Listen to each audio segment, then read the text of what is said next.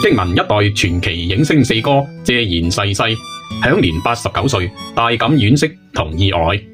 今年港片撞到正 4K 修復版重映，蕭芳芳仲喊話講，希望四哥將佢拍攝嘅經典電影《冬戀》放出嚟修復重映。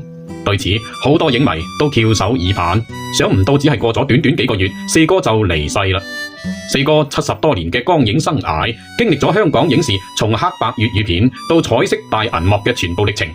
呢位傳奇影星度過咗精彩而豐盛人生，但係可能好多人唔知道嘅係，謝賢原名謝家玉，祖籍係廣東番禺，其家族係番禺嘅顯赫望族，祖居位於現在嘅番禺市橋先鋒社區轄下前鋒大街，古稱謝地大街。謝氏於元代遷入番禺，幾經繁衍，市橋謝氏宗祠群多達10間，其中喜祥堂謝氏大宗祠坐落於前鋒巷，就係原先嘅先鋒小學舊址。崇本堂位於前鋒大街36號。先鋒社區被稱為市橋之心，古之謝地，佢位於古市橋的中心。據資料記載，現存有明清時期嘅鑊耳山牆、青磚建築等60餘座，近現代嘅紅磚建築、波屋頂建築100餘棟。我初中時期就係住喺先鋒大街嘅，喺嗰度留低咗唔少嘅青春回憶。過去喺街巷穿梭，常見蠔殼牆、鑊耳屋、古舊祠堂，只係因日久失修而顯得破舊。最近舊地重遊，發現如今嗰度好多舊建築已經重建修復，煥發新貌，值得一遊。謝賢嘅祖父謝坤儀，1877年到1958年已經係番禺名士啦。佢出身銀流世家，相當於而家嘅私人銀行。曾經出任粵商維持公安會副會長同廣華醫院董事。1945年，佢又同朋友創立香港重要詩社碩果詩社。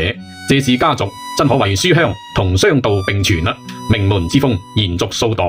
謝賢1936年出生於香港，家中8兄弟姐妹中排行第4。16歲考入演員訓練班，17歲正式出道。1955年加盟光藝影片公司，成為台柱。13年間主演咗72部影片，黑白片時代嘅代表作包括《胭脂虎》、《三妻奇案》、《難兄難弟》、《英雄本色》以及《南洋3部曲》等。1967年，佢創辦咗謝氏兄弟影片公司，並首次執導《擇梯》。該公司產出咗唔少經典嘅文藝片，電影手法極具實驗性。具體代表作《鐵膽恩仇》1967年，楚原導演；《冬戀》1968年，楚原導演；《唱》1968年，龍剛導演；《浪子》1969年，楚原導演。